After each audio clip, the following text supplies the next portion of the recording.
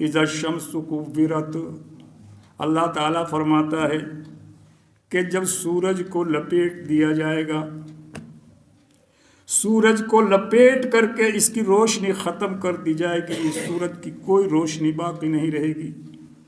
इज़ा शम्सु कुव्विरत व इज़ा नुजूमु इनकदरत, जितने भी सितारे आसमानों में चमकते हैं रात को, वो सारे के सारे जड़ा दिए जाएंगे, गिरा दिए जाएंगे, उन सब को तोड़ करके फेंक दिया जाएगा। व इज़ल जिबालु सुय्यरत, और जब ये जो पहाड़ जो ज़मीन के ऊपर जितने भी बड़े बड़े कद्दावर पहाड़ हैं, हिमालय तक की जो है चोटियाँ सब हवा में उड़ती नज़र आएंगी, इन सब को गर्द गुब्बार बना दिया जाएगा। ये रुई के गालों की तरह उड़ते फिरेंगे, जिस तरह रुई के गले फिरते हैं, जिस तरह रुई उड़ती फिरती है हवा में, इस तरह ये पहाड़ उड़ते फिरेंगे। ये मंजर बताया अल्लाह तबारक व तआला ने क़यामत का। वइज़ल इशारु उत्तिलत, और जब 10 महीने की ग्याबन ऊँटनी खुली फिरेगी, कोई पूछने वाला नहीं होगा। इस ऊँटनी की मिसाल अल्लाह ताला ने इसलिए दी कि अरब के अंदर सबसे कीमती जानवर जो है वो ग्याबन ऊँटनी हुआ करती थी उस ज़माने में। जिस तरह आज बढ़िया अच्छी बढ़िया ग्याबन कुन्नी भैंस हो, इस तरह उस ज़माने में ऊँटनी की कीमत होती थी। और क़यामत के दिन ये हाल होगा कि ग्याबन ऊँटनियाँ, 10 महीने की ब्यातड़ ऊँटनियाँ ऐसे ही फिरती रहेंगी, कोई पूछेगा नहीं ये कहाँ जा रही है, कोई पकड़ेगा नहीं, कोई संभालेगा नहीं, किसी को होश ही नहीं होगा। कितना ही कीमती माल घूमता फिरे, कोई देखेगा भी नहीं। वइज़ल वुहूशु हुशिरत, और जितने भी ये जंगली जानवर हैं, दरिंदे हैं, भेड़िए हैं, तेंदुए हैं, शेर हैं, नहर हैं, ये सारे के सारे इंसानों में मिलकर घूमने लग जाएंगे। न इंसानों को ये होगा कि ये तुझे फाड़ देंगे, न उनको ये होश होगा कि हम इनका शिकार कर लें। वो अपनी परेशानी में मुब्तला होंगे, इस तरह बदहवास होंगे, होश हवास इस कदर खो दिया होगा जानवरों ने भी, उनको भी अपना होश नहीं होगा कि तुम्हारी तासीर क्या है। तुम्हारी तासीर तो फाड़ देना है, मार देना है, खा लेना है, लेकिन वो किसी की तरफ नज़र उठाकर भी नहीं देखेंगे। जानवर, गाय, भैंस, बकरी, भेड़िए, कुत्ते और जितने भी शेर बघेरे हैं, सब आपस में मिलजुल कर घूम रहे होंगे, भाग रहे होंगे, दौड़ रहे होंगे, कोई किसी की तरफ जो है रुझान ही नहीं करेगा। ये हाल होगा क़यामत का। वइज़ल बिहारु सुज्जिरत, और दरिया जो हैं वो जब खुश्क हो जाएंगे, उनमें आग लगा ली जाएगी, वो जलने लग जाएंगे, दहकने लग जाएंगे। वइज़ल नुफूसु ज़ुव्विजत, और जब रूहों को जिस्मों में लौटाया जाएगा, वो रूहें जो ख़त्म हो गई थी, मर गए थे जो लोग, उनके जिस्म गल गए थे, सड़ गए थे। लोग ये सोचते हैं कि हम गल जाएंगे, सड़ जाएंगे, राख बन जाएंगे या खाक बन जाएंगे। किस तरह अल्लाह तबारक व तआला जिंदा करेगा? तो अल्लाह ताला फरमाता है कि हम इज़न नुफूसु ज़ुव्विजत, हर रूह को उसके जिस्म से जोड़ देंगे, हर रूह को उसके जिस्म से के साथ पहुंचा देंगे, हर रूह उसके जिस्म में दाखिल हो जाएगी। वइज़ल मऊदतु सुइलत बिअय्यि ज़म्बिन कुतिलत, और जिस दिन मारी गई लड़की से पूछा जाएगा, जिस लड़की को अरब लोग बचपन में मार दिया करते थे, जिंदा दफन कर दिया करते थे, और आज भी जो लोग लड़कियों के माँ के पेट में ख़त्म कर देते हैं, माँ के पेट में मार देते हैं, अबॉर्शन करा देते हैं, इस्कात हमल करा देते हैं, बच्चे को गिरा देते हैं, एक ही कैटेगरी में आती हैं ये तमाम बातें। जब ऐसे बच्चों को इकट्ठा किया जाएगा और बुलाया जाएगा और उन बच्चियों से पूछा जाएगा कि बताओ बच्ची, तुझे किस गुनाह की पादाश में कत्ल किया गया था? तेरा क्या गुनाह था जो तुझे मारा गया? तेरा क्या गुनाह था जो तुझे जिंदा दफन कर दिया गया? तेरा क्या गुनाह था कि तुझे पेट में ही मार दिया गया? तेरा क्या गुनाह था कि तुझे पेट में जो है तेरे पैदा होने से पहले ही बाहर निकाल के फेंक दिया गया, कुत्तों को खिला दिया गया? ये तमाम सवालात होंगे। बिअय्यि ज़म्बिन कुतिलत, कौन से गुनाह की पादाश में तुझे कत्ल किया गया था? वइज़ा सुहुफ़ नुशिरत, اور جس دن تمام صحیفے کھول دیے جائیں گے، کتاب کھول دی جائے گی، دنیا کی زندگی کے سارے اعمال سامنے آ جائیں گے، جب کتاب کھول کر بیان کر دی جائے گی، اقرا کتابک کفی بنفسک اليوم حسیبا، اے بندے تو اپنی کتاب لے، تیرا رجسٹر لے، تیرا اعمال نامہ لے، پڑھ لے۔ وہاں کوئی ان پڑھ نہیں ہوگا، سب کو اللہ تبارک و تعالیٰ پڑھنے کی توفیق دے دے گا، سارے پڑھے لکھے ہوں گے اور وہ اپنی کتاب کو پڑھ لیں گے۔ اقرا کتابک کفی بنفسک اليوم حسیبا، تو اپنی کتاب کو پڑھ لے، خود فیصلہ کر لے تیرے ساتھ کیا سلوک کیا جائے۔ انسان پڑھے گا اور پڑھ پڑھ کر کہے گا کہ ما لہذا الکتاب لا یغادر صغیرۃ ولا کبیرۃ الا احصاها، ہائے افسوس، اس کتاب میں تو ہر چھوٹا اور بڑا سارے گناہ لکھے ہوئے ہیں، جو تو نے دن میں گناہ کیے وہ بھی لکھے ہوئے ہیں، جو رات میں گناہ کیے وہ بھی لکھے ہوئے ہیں، جو اندھیرے میں گناہ کیے وہ بھی لکھے ہوئے ہیں، جو اجالے میں گناہ کیے وہ بھی لکھے ہوئے ہیں، جو لوگوں کے سامنے تو نے اللہ کی نافرمانیاں کی وہ بھی لکھی ہوئی ہیں، اور جو تو نے چھپ چھپ کے اللہ کی نافرمانیاں کی وہ بھی لکھی ہوئی ہیں۔ سارے اعمال اس میں درج ہوں گے، سب کچھ اس میں درج ہوگا، اور وہ کتاب پڑھ کے بندہ کہے گا کہ ما لہذا الکتاب لا یغادر صغیرۃ ولا کبیرۃ الا احصاها۔ بڑا عجیب معاملہ ہوگا، بڑا عجیب منظر ہوگا۔ ہر آدمی اپنے گناہوں کو پڑھے گا اور سمجھ لے گا کہ اب کیا کیا جائے، کوئی راستہ نہیں ہوگا نکلنے کا، سب کا اعمال جو ہے سب کے اعمال سامنے ہوں گے۔ فَمَن يَعْمَلْ مِثْقَالَ ذَرَّةٍ خَيْرًا يَرَهُ وَمَن يَعْمَلْ مِثْقَالَ ذَرَّةٍ شَرًّا يَرَهُ، ایک ذرہ برابر بھی اگر کسی نے نیکی کی ہوگی تو وہ بھی اس میں درج کی جائے گی۔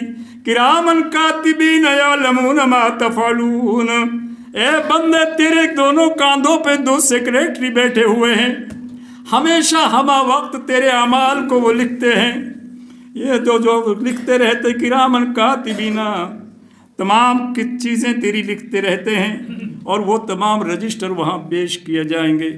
تو وہ بندہ جو ہے وہ اپنی کتاب کو پڑھے گا اور اللہ تعالیٰ فرمائے گا کہ تو اب اپنا حساب کر لے۔ کوئی بھی بندہ اللہ کی رحم کے بغیر بخشا نہیں جائے گا، اللہ کی رحمت جس پہ ہو جائے گی وہ بخشش ہو جائے گی، اور اللہ کا غضب اگر کسی پہ ہو گیا تو وہ مارا جائے گا۔ اس لیے اللہ تبارک و تعالیٰ سے اس دنیا کی زندگی میں اپنے اعمال کو درست کر لو، اپنے افعال کو درست کر لو، اپنے کردار کو درست کر لو، اپنے عقیدوں کو درست کر لو۔ سب سے پہلا اپنا عقیدہ درست کرنا لازمی ہے۔ یہ جو انسان کا ذہن ہے کہ ہم قیامت کس نے دیکھی ہے، قبر کس نے دیکھی ہے، حشر کس نے دیکھا ہے، ارے دیکھا جائے گا نہیں، بلکہ یوں سمجھو کہ اللہ تعالیٰ نے قرآن میں تم کو کھول کر دکھا دیا ہے، کھول کر بتا دیا ہے۔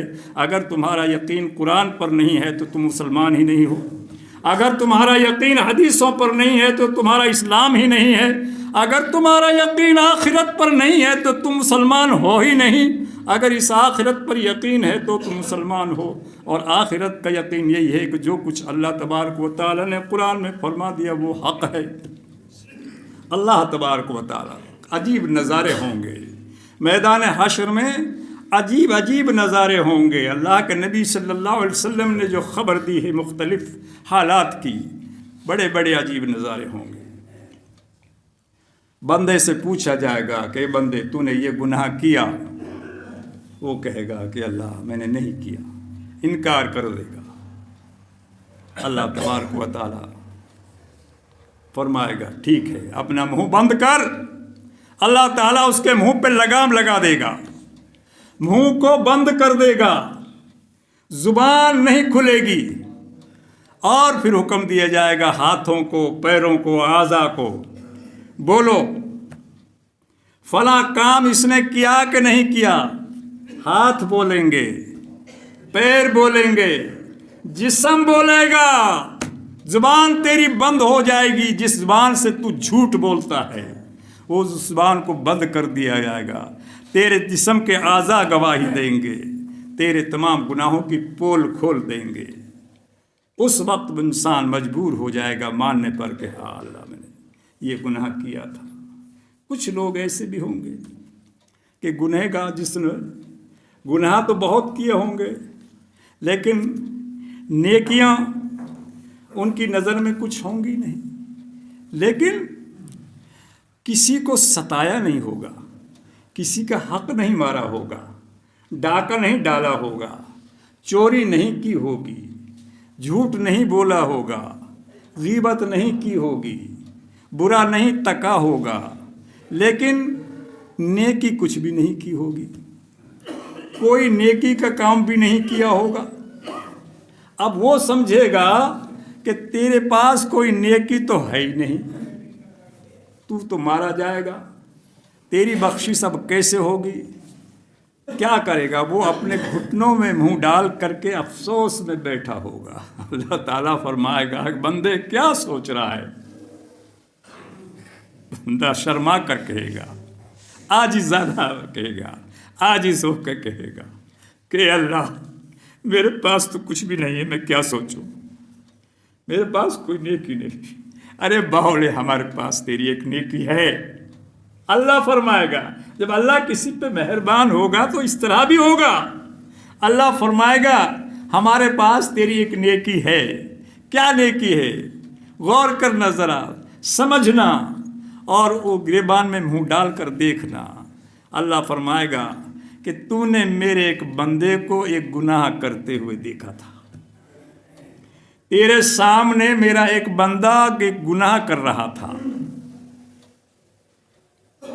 کوئی زنا کر رہا تھا، بدکاری کر رہا تھا، برا کام کر رہا تھا، تو نے اسے دیکھ لیا، اور دیکھ کر کے تو خاموش رہا، اور تو نے سوچا کہ میں کسی سے کہوں، لیکن تو نے نہیں کہا۔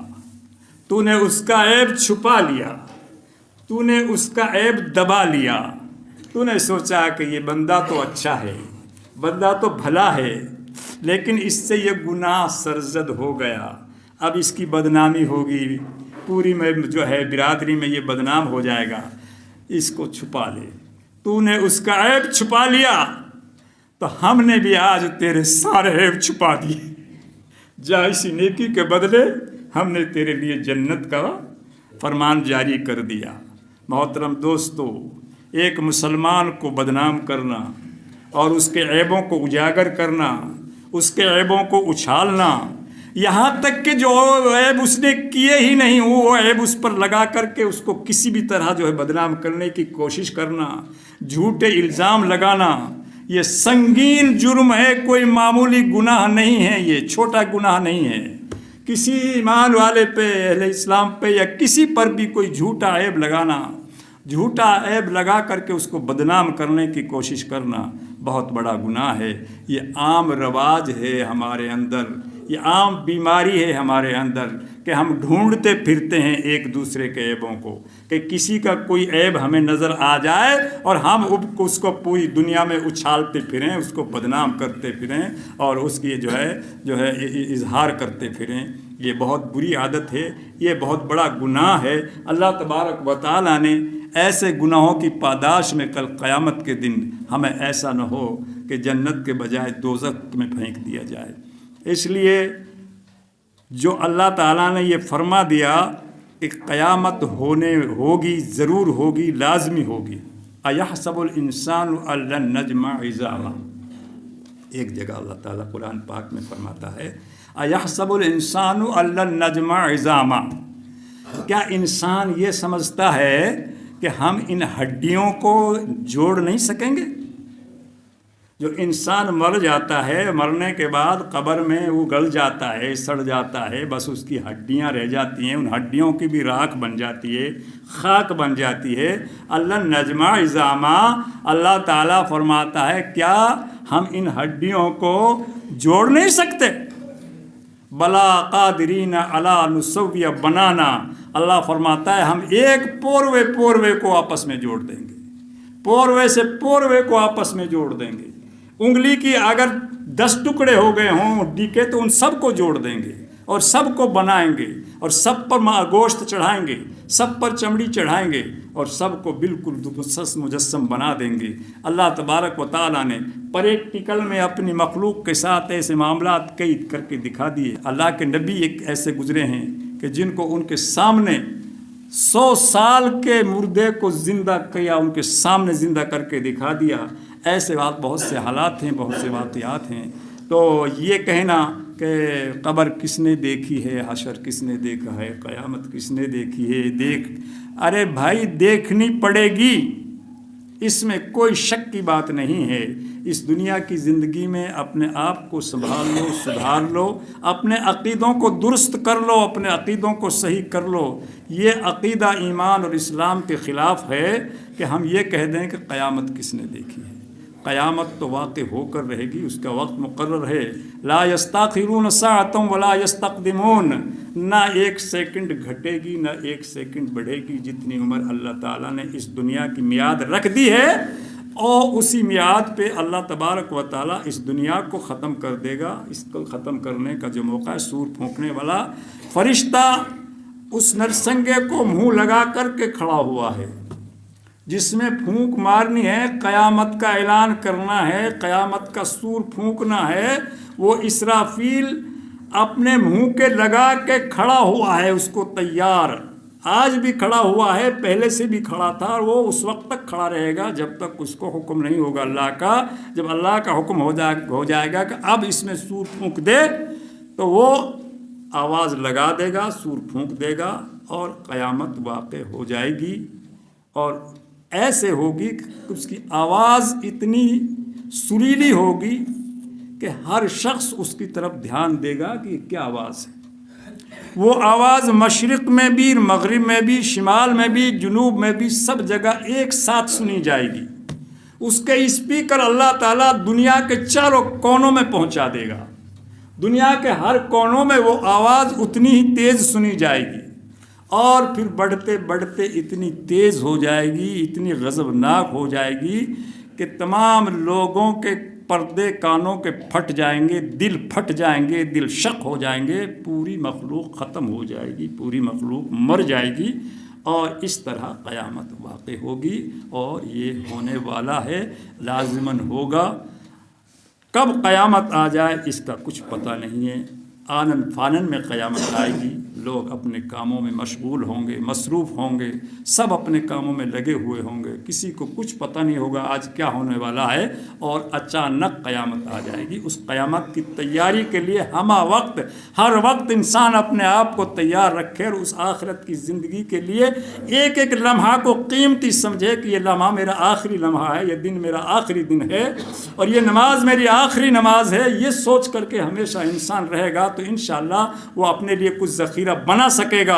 اور اگر دنیا کی بھول بھلائیوں میں ہم ایسے ہی مشغول رہے تو قیامت آ جائے گی. اور قیامت کیا ہے؟ موت کا پروانہ ہی قیامت ہے. جس کو موت آ گئی اس کے لیے قیامت آ گئی. اور موت ہر وقت سر پہ تیار کھڑی ہے، کسی وقت بھی آ کر کے جو ہے موت کا فرشتہ دبا لے گا. حضرت موسیٰ علیہ السلام کے پاس موت کا فرشتہ آیا، اور آ کر کے موسیٰ علیہ السلام سے کہا کہ اللہ نے آپ کو بلایا ہے، میں موت کا فرشتہ ہوں. موسیٰ علیہ السلام تیز مزاج کے آدمی تھے، جلالی قسم کے آدمی تھے. اس نے کہا کہ پہلے سے کوئی مجھے پتہ نہیں، کوئی بات نہیں، یہ کوئی طریقہ ہے؟ میں نہیں چلے جائیے یہاں سے. کئی مورخین نے تو یہ بھی لکھا ہے کہ تھپڑ بھی مار دیا تھا. بہرحال اس کی کوئی حدیثی تصدیق تو ہے نہیں، لیکن یہ ہے کہ موسیٰ علیہ السلام نے اس کو واپس لوٹا دیا. وہ گیا اللہ تعالیٰ کے پاس. فرشتہ نے کہا کہ اللہ میاں، آپ کا نبی تو بڑا تیز مزاجی سے بات کرتا ہے، اور وہ تو کہتا ہے کہ میں تو نہیں مرنا چاہتا. کہ اچھا، کہ ہاں جاؤ، اور اس سے کہو کہ اپنا ہاتھ کسی بیل پر ہاتھ رکھ دے، اپنا پنجہ رکھ دے بیل کے اوپر، اور اس کے پنجے کے نیچے جتنے بیل کے بال آ جائیں گے، ہر بال کے بدلے 1 سال ہم اس کی عمر بڑھا دیں گے. یہی جا کر کے اسرائیل علیہ السلام نے کہہ دیا حضرت موسیٰ علیہ السلام سے. موسیٰ علیہ السلام نے کہا کہ پھر اس کے بعد کیا ہوگا؟ کہ اس کے بعد پھر آؤں گا. کہ پھر بھی مرنا ہے؟ کہ ہاں مرنا تو ہے ہی. کہ پھر تو ایسا کر دے اور کیوں کرے، ابھی لے چل. بھائی مرنا ہی ہے تو پھر جب بھی مرنا ہے اب بھی مرنا ہے. موت ہے تو پھر موت ہے ہی. اس لیے بھائی موت کا وقت مقرر ہے، ٹلا نہیں، ٹلے گا نہیں کسی کا بھی، نبی کا، نہ ولی کا، نہ پیر کا، نہ فقیر کا، نہ اچھے کا، نہ برے کا، نہ کافر کا، نہ مشرک کا، نہ مومن کا، نہ مسلمان کا. کسی کا وقت ٹلتا نہیں ہے. جب وقت آ جائے گا تو موت کا فرشتہ آ کر کے رہے گا بھائی موت آ جائے گی، اس کے بعد توبہ کے دروازے بھی بند ہو جائیں گے۔ جب موت کا فرشتہ آ جائے گا تو اس کے بعد توبہ کے دروازے بند ہو جائیں گے۔ اب کچھ کتنا ہی توبہ کر تلا کر کچھ نہیں چلے گا، اب توبہ کے دروازے کھولے۔ سب سے بڑا اللہ کا احسان، اللہ کا کرم، اللہ کا فضل یہ ہے کہ اللہ تعالیٰ نے اپنی توبہ کے دروازے کھلے رکھے ہیں۔ کوئی انسان کتنا ہی گنہگار ہے، کتنا ہی فاسق فاجر ہے، کتنے ہی اس نے برے کام کیے ہیں، آج اللہ کی بارگاہ میں سچے دل سے توبہ کر لے کہ اللہ اب تک تو مجھ سے یہ غلطی ہو گئی، اب تک تو مجھ سے یہ گناہ سرزد ہو گئے، لیکن آج کے بعد میں بالکل ہرگز یہ گناہ نہیں کروں گا، میں توبہ کرتا ہوں اللہ تیری بارگاہ میں جھکتا ہوں، آئندہ تیری نافرمانی نہیں کروں گا، تو اللہ تعالیٰ چاہے کتنے ہی گناہ ہوں اس کے سارے گناہ اللہ معاف کر دے گا، اور اس کی زندگی جو ہے بالکل ایسے نیک و کاروں کی ہو جائے گی، وہ اللہ کا نیک بندہ بن جائے گا، اللہ کا ولی بن جائے گا، اگر اس نے سچے من سے توبہ کر لی اور اپنی توبہ پہ مکمل قائم رہا، اپنی توبہ پہ اس نے مستقل عمل کیا، سارے گناہ اس نے چھوڑ دی، ساری جو ہے لغزشیں اس نے چھوڑ دی، اللہ کی بارگاہ میں سچے دل سے تائب ہو گیا تو اللہ تعالیٰ معاف فرما دیتا ہے۔ سب سے بڑا انعام بندوں کے لیے اللہ نے یہ رکھا ہے کہ توبہ کا دروازہ کھلا رکھا ہے، لیکن جب موت کا فرشتہ آ جائے گا تو یہ دروازہ بند ہو جائے گا۔ انسان موت کے آنے سے پہلے اپنے آپ کو اللہ کی بارگاہ میں جھکا لے، اللہ کا نیک بندہ بن جائے، فرما بردار بن جائے اور اپنی آخرت کو سنبھالے۔ اللہ تبارک و تعالی ہر مسلمان کو توفیق دے کہ وہ اللہ تبارک و تعالی سے ڈر کر، اللہ کے خوف سے، صرف اللہ کے خوف سے، اللہ کے ڈر سے تائب ہو جائے اور اللہ کی نافرمانیوں کو چھوڑ دے اور سچا پکا مسلمان ایمان والا بن جائے۔ اللہ تعالی ہر مسلمان کو نیک عمل کی توفیق عطا فرمائے۔